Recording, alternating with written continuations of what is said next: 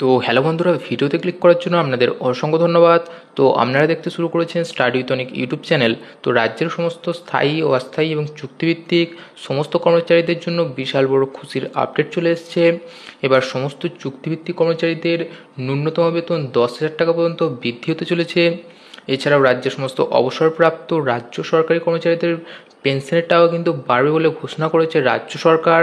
তো যে সমস্ত কর্মচারী ন্যূনতম বেতন কিন্তু 17,000 টাকা পান, তাদের বেতন একককালে বৃদ্ধি পাচ্ছে কিন্তু 10,000 টাকা পর্যন্ত। আর এই নয় নিয়ম কিন্তু 1 আগস্ট থেকেই কার্যকর হয় বলে কিন্তু জানা গিয়েছে। তো প্রতিবেদনে কি বলা হয়েছে তা জানতে আজকের এই ভিডিওটি একটু স্কিপ না করে প্রথম থেকে শেষ পর্যন্ত দেখবেন। আর ভিডিওটি যদি ভালো লেগে থাকে তাহলে ভিডিওতে অতি অবশ্যই একটি লাইক দিয়ে দেবেন।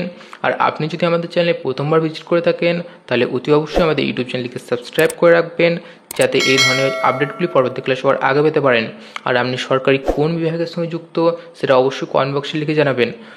তো ফ্রেন্ডস, এখানে আমরা দেখতে পাচ্ছি যে 7th pay commission on salary calculation ন্যূনতম 10,000 টাকা। তো রাজ্য সরকারি কর্মচারীদের বেতন কতটা বাড়বে, রইল হিসাব এবং পেনশন কত।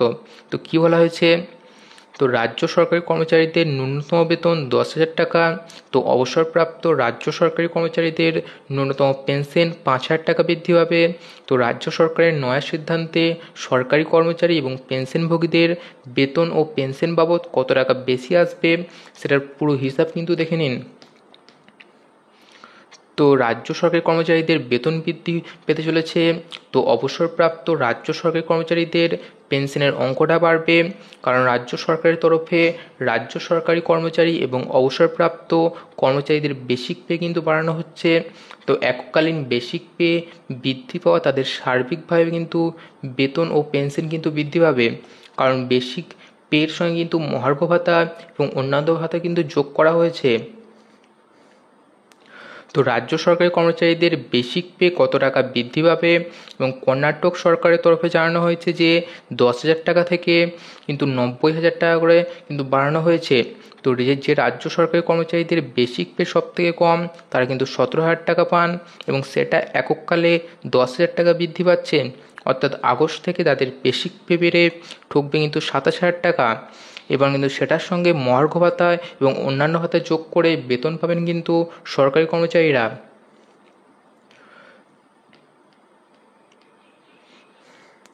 তো আর যে রাজ্য সরকারি কর্মচারীদের বেসিক পে সব থেকে বেশি, তাদের কিন্তু বেসিক স্যালারি প্রায় 91,000 টাকা বাড়বে। আর এখন থেকে বেসিক পে হিসাবে 1,50,600 টাকা কিন্তু পান।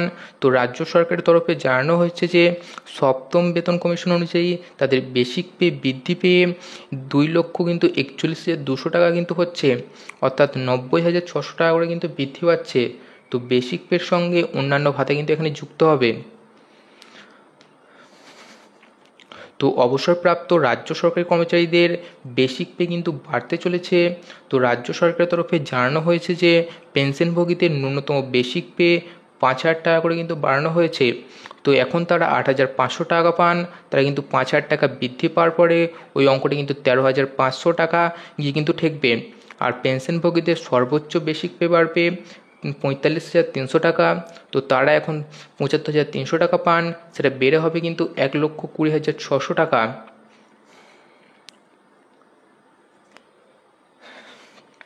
তো কবে থেকে সেই নয়া নিয়ম কার্যকর হবে, তো রাজ্য সরকারের তরফে জানানো হয়েছে যে 1 আগস্ট থেকে কিন্তু সপ্তম বেতন কমিশন কিন্তু কার্যকর করা হচ্ছে। তো যে সপ্তম বেতন কমিশন গঠন করা হয়েছিল 2022 সালের নভেম্বরে, তার রিপোর্ট কিন্তু পেশ করা হয়েছে চলতি বছরের মার্চে। তার কিন্তু আগস্ট থেকে সপ্তম বেতন কমিশন সুপারিশ মেনে রাজ্য সরকার কর্মচারীদের বেতন দেওয়া হবে।